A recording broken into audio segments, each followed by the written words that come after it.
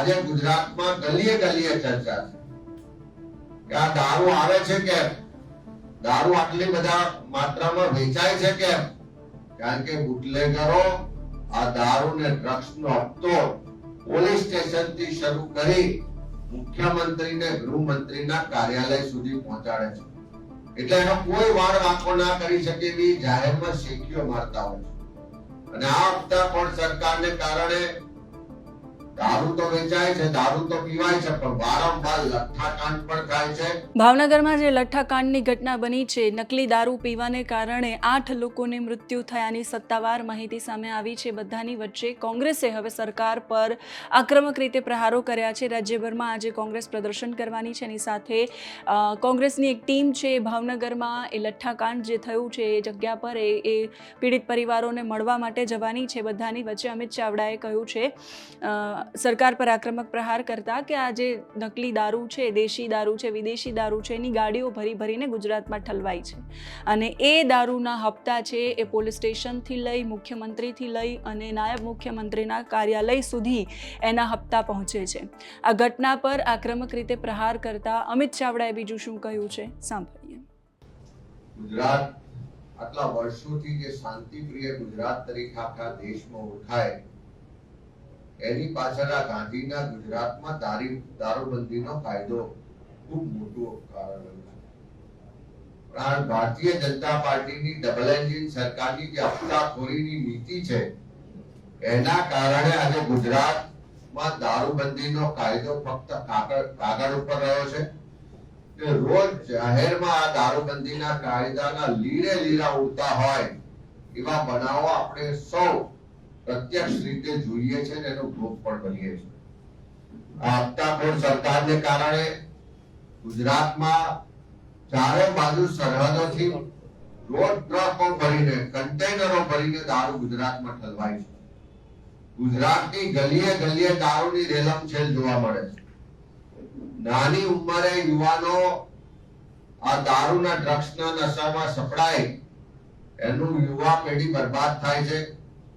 નાની ઉંમરે આપણી બહેન દીકરીઓ વિધવા થાય છે.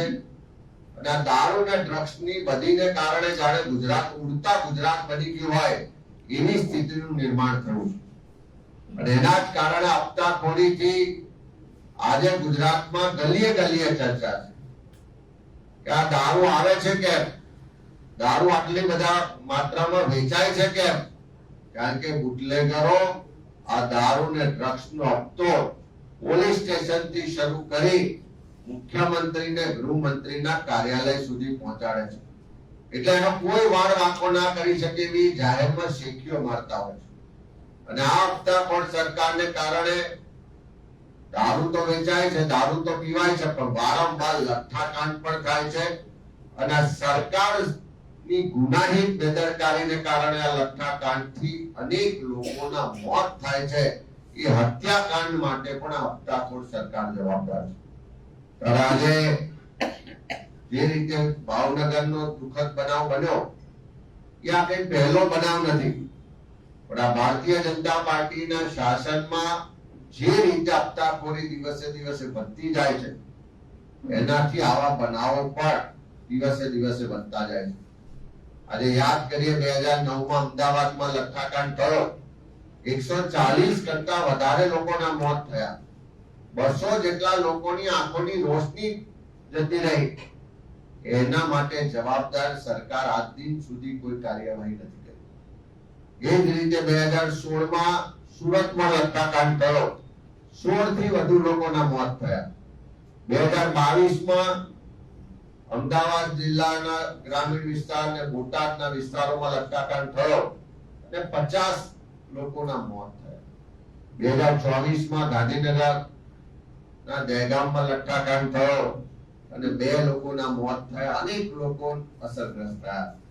2025માં પણ ખેડામાં નડિયાદ ખાતે લઠ્ઠાકાંડ થયો, 3 લોકોના મોત થયા અને અનેક લોકો એના અસરગ્રસ્ત થયા. આ વર્ષોથી આ પરંપરા ચાલે છે. અને એ પરંપરા પાછળનું એકમાત્ર કારણ હોય તો આ ભારતીય જનતા પાર્ટીની સરકારમાં જે સત્તાધીશો છે, એની હપ્તાખોરી ને પૈસા કમાવાની લાલસા છે. ભ્રષ્ટાચાર તો ચારે બાજુ છે, પણ જો દારૂ ને ડ્રગ્સ માંથી હપ્તો લેવાનું બંધ કરે તો આજે ગેરંટી સાથે કહી શકાય કે ગુજરાતમાં એક ટીપું પણ દારૂ ક્યાંય ના મળે. પણ હપ્તા લેવાની જે લાલસા છે આ સરકારથી છૂટતી નથી. હમણાં જે ભાવનગરમાં બનાવ બન્યો, ભાવનગર જિલ્લાના કરકડી ગામે જે રીતે આ લઠ્ઠાકાંડ થયો, પોલીસે એફઆઈઆર માં નોંધ્યું છે કે ઝેરી કેમિકલ યુક્ત લઠ્ઠાના કારણે આ મોત થયા છે. લગભગ 6 જેટલા લોકોના મૃત્યુ થઈ ચૂક્યા છે અને અનેક લોકો આજે પણ હોસ્પિટલમાં સારવાર. જે એફઆઈઆર માં નોંધવામાં આવ્યું છે કે એના જે ડુપ્લિકેટ દારૂ બનાવ્યો એના માટે મિથેનોલ અમદાવાદ સરખેજથી ત્યાં ભાવનગર સુધી લઈ જવામાં આવ્યો હતો, ટ્રાન્સપોર્ટ મારફત લઈ જવામાં આવ્યો હતો. આ જે ડુપ્લિકેટ દારૂ બનાવનારા લોકો છે એની સામે એફઆઈઆર માં લખવામાં આવ્યું છે કે આ પહેલી વખત નહીં, પહેલા પણ 2 વખત એમણે આ રીતે ડુપ્લિકેટ દારૂ બનાવીને વેચ્યો છે. આ એફઆઈઆર માં જે વિગતો નોંધવામાં આવી એની આખી વિગતો જોઈએ તો આટલી પેટી દારૂ આ લાવ્યા હતા, આટલી પેટી દારૂ બનાવ્યો તો, મટીરીયલ અહીંયાથી લાવ્યું તો, અહીંયા સપ્લાય કર્યું તો, અહીંયા સ્ટોરેજ કર્યું તો. આ બધું બનાવ બન્યા પછી, લોકોના મોત થયા પછી પોલીસને ખબર પડે છે, પણ પહેલા ખબર નથી પડતી. કારણ કે પહેલા તો હપ્તો લેવાની લાલસાને કારણે આ બધી બાબતોને બાજુ પર મૂકી દેવામાં આવે છે અને લોકોના જીવ જાય. જ્યારે લઠ્ઠાકાંડ રૂપી હત્યાકાંડ થાય ત્યારે પોલીસ કાર્યવાહીના નામે બધી વિગતો બતાવતી હોય છે. ત્યારે ખાસ કરીને આજે આખા ગુજરાતના લોકોમાં એક આક્રોશ છે કે દારૂબંધીનો કાયદો શેના માટે છે? કેમ સરહદોથી કન્ટેનરો ભરીને દારૂ ગુજરાતમાં આવે છે? એના માટે કોણ જવાબદાર છે? કોઈ વિસ્તારમાં દારૂ વેચાય છે, કોઈ વિસ્તારમાં લઠ્ઠાકાંડ થાય છે, એના માટે ખાલી જે તે પોલીસ સ્ટેશનના અધિકારીઓ જવાબદાર છે? કેમ એસપી ની જવાબદારી નથી થતી? કેમ રેન્જ આઈજી ની જવાબદારી નથી થતી? કેમ ડીજીપી ની જવાબદારી નથી થતી? કેમ રાજ્યના ગૃહમંત્રી એના માટે માફી નથી માંગતા, રાજીનામું નથી આપતા? કેમ મુખ્યમંત્રી એના માટે દિલગીરી વ્યક્ત નથી કરતા? તમારી સરકાર આ દારૂબંધીનો કાયદો અમલ લાવવામાં નિષ્ફળ રહી છે, એના કારણે હત્યાકાંડ થયો છે, એના માટે અમે જવાબદાર છીએ એવું બોલવાની હિંમત કેમ મુખ્યમંત્રી ગૃહમંત્રીમાં નથી થતી? રાખો જે ભાવનગરનો લઠ્ઠાકાંડ થયો છે એના માટે અમે માંગણી કરીએ છીએ કે આખા પ્રકરણની, આખા બનાવની હાઈકોર્ટના સિટિંગ જજની નેતૃત્વમાં એસઆઈટી બનાવીને તપાસ કરવામાં આવે. કારણ કે આ પહેલી વખતનો બનાવ નથી, વારંવાર આવા બનાવો બને છે, વારંવાર લોકોના જીવ જાય છે, અનેક પરિવારોના ઘર બરબાદ થઈ જાય છે. એવા સંજોગોમાં આના કાયમી નિવારણ માટે હાઈકોર્ટના સિટિંગ જજના નેતૃત્વમાં એસઆઈટી બનાવીને તપાસ કરવામાં આવે. સાથે સાથે મારે રાજ્યના ગૃહમંત્રીને પણ યાદ દેવડાવું છે કે ખેલ મંત્રીને એ તો યાદ છે ને કે ગૃહમંત્રી પણ છે. ક્યાંક ગરબા રમતા જોવા મળે, ક્યાંક રીલ્સ બનાવતા જોવા મળે, ક્યાંક બીજા દેશમાં રમતો માટે પ્રોત્સાહનની વાત કરતા જોવા મળે. પણ જે એમની બેઝિક જવાબદારી છે કે આ ગુજરાતની પ્રજાની સલામતીની, ગુજરાતમાં કાયદો વ્યવસ્થાની પરિસ્થિતિ જાળવવાની, ગુજરાતમાં દારૂબંધીના કાયદાનો અમલ કરાવવાની, આ રીતે લઠ્ઠાકાંડમાં લોકો મરે છે એની જવાબદારી સીધી રાજ્યના ગૃહમંત્રીની થાય છે. અને એટલે જ માંગણી કરીએ છીએ કે રાજ્યના ગૃહમંત્રી ગુજરાતની જનતા સમક્ષ આવે, એમની જવાબદારી સ્વીકારે અને થોડી પણ નૈતિકતા કે શરમ હોય તો રાજીનામું તાત્કાલિક આપે એવી માંગણી પણ કરીએ છીએ.